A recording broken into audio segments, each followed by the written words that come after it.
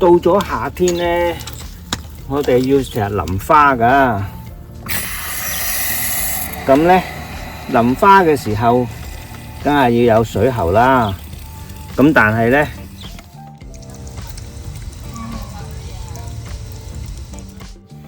點解咧？咁咧，因為咧呢度裏邊咧有一個叫做 Wacom Baker 嘅東西，就老化咗，所以就變到咁啦。咁咧好簡單嘅啫，換咗佢就得噶啦。咁咧我呢個係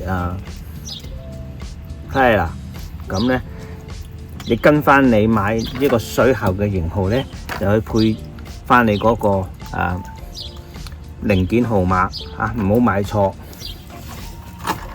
需要嘅工具咧好簡單啫，螺絲批一個一字頭，鉗仔最好係呢一款。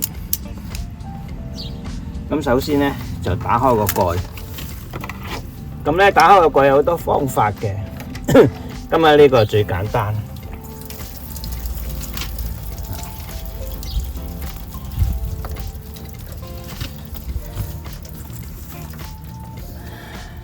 跟住咧就扭開呢個，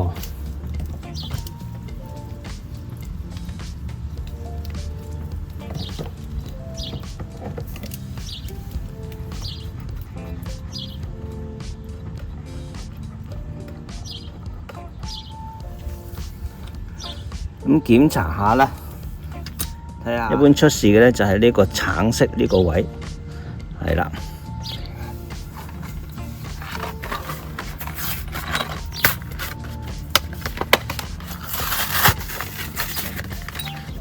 呢個係蓋嚟嘅，咁係最後先用，可以擺埋一邊。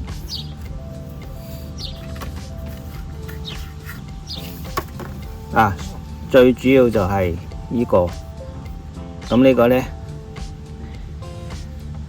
放入去，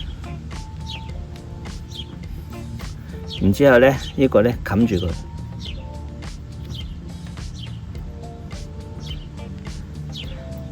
就咁撳住就得。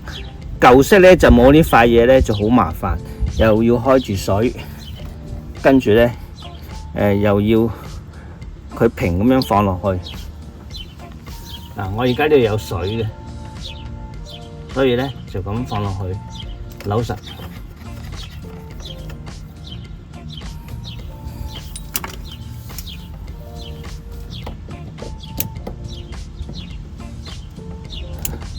扭緊就得噶啦，唔好太實，唔使用咁多力噶。呢個新蓋舊嗰個唔好用啦，因為咧主要係冚住佢嘅啫。